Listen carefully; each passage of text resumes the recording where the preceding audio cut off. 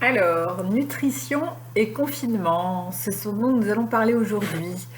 Je vais essayer de vous apporter un petit peu de connaissances, voilà, sur cette période pour éviter de prendre des kilos et devoir venir me voir en consultation pendant des mois ou pendant des années. Pendant cette période, en fait, on se retrouve en fait très souvent dans des atmosphères un peu stressantes, un peu beaucoup, même j'aurais tendance à dire, avec des mouvements qui sont quand même limités, où faire du sport est compliqué, soit parce qu'on n'en a pas envie, soit parce qu'on n'a pas le moral. Donc je vous propose pendant cette période en fait d'essayer de vous accompagner en fait pour que vous puissiez ne pas prendre de poids. Au moins c'est ce que l'on va essayer tous de faire pendant cette période. Je vais vous parler en fait des principales carences. Alors, on va avoir en fait pendant cette période des carences en vitamines, principalement en vitamine D, puisque si on sort moins, on va moins synthétiser de vitamine D. De la vitamine D, on peut en trouver principalement dans les fruits, j'allais dire bêtiser, des fruits et légumes, mais non. On va en trouver principalement dans le beurre. On va en trouver principalement en fait dans les poissons type maquereau, sardines, le thon. Donc ce sont des produits que vous pouvez consommer qui sont en général faciles d'accès, surtout en ce moment. Ensuite, on va faire attention pendant cette période à augmenter son immunité. Alors la vitamine C, hein, c'est une vitamine qui est principalement contenue dans les fruits et les légumes, principalement crus. Donc je vous incite pendant cette période à essayer de consommer au maximum à chaque repas soit une crudité, soit un fruit cru. Il y a moins de vitamines en fait dans les compotes, puisque en fait le fruit est cuit, et donc il y a beaucoup moins de vitamine C dans ces produits-là. La troisième chose que l'on peut dire en fait, c'est que pendant cette période de confinement, le risque en fait c'est de prendre du poids. Donc on va essayer vraiment de mettre à profit cette période où on a du temps pour cuisiner, pour préparer des repas, pour essayer peut-être plutôt d'en perdre.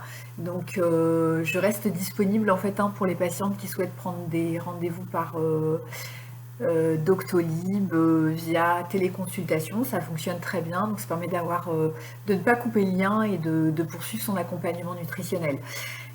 Donc en fait, on va profiter de cette période de confinement pour justement cuisiner, préparer des repas, le plus souvent alors les plus équilibrés possible. Je rappelle que la proportion de légumes en fait, hein, elle doit surtout être importante pendant cette période où on est quand même beaucoup moins actif. Donc des légumes à tous les repas, midi, soir, sous quelque forme que ce soit, hein, soupe, crudité, légumes cuits.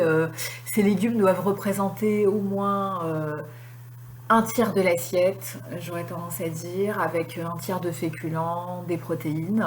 Je rappelle que les protéines, hein, c'est la viande, le poisson, les œufs. Voilà ce que je peux dire globalement sur les principales choses. Faites attention, hein, essayez d'écouter votre sensation de faim ou votre sensation de satiété et votre sensation de satiété. Essayez au maximum de ne pas céder à l'envie de grignoter tout le temps parce qu'on s'ennuie, parce qu'on est stressé, parce que on pense avoir faim alors qu'en fait on n'a pas la sensation de faim. Donc il faut vraiment vraiment essayer de limiter au maximum la consommation de produits sucrés en dehors des repas. Si vraiment vous voulez vous faire plaisir, vous prenez un petit biscuit ou un petit carré de chocolat, plutôt en fin de repas que isolé.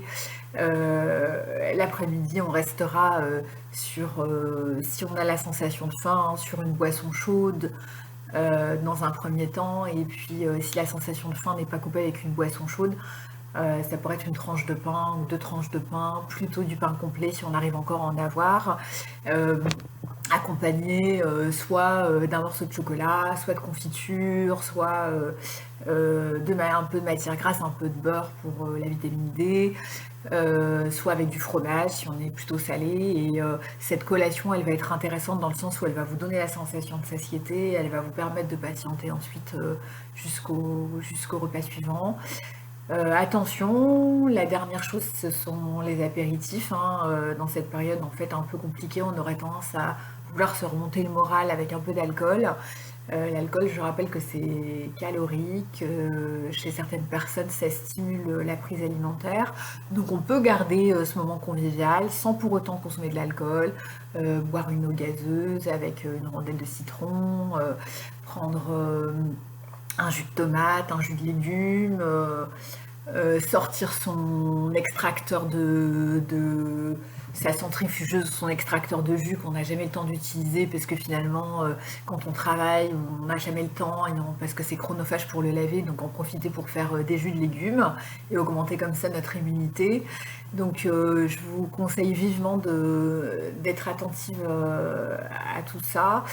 Voilà, donc la vidéo d'aujourd'hui, je vais l'arrêter. Je vous enverrai d'autres vidéos en fait rapidement, peut-être sur de la cuisine, des petites recettes sympathiques. Voilà, je reste disponible via mon mail ou via le site de Doctolib si vous souhaitez prendre rendez-vous en ligne. Voilà, et à bientôt et prenez soin de vous et de vos proches.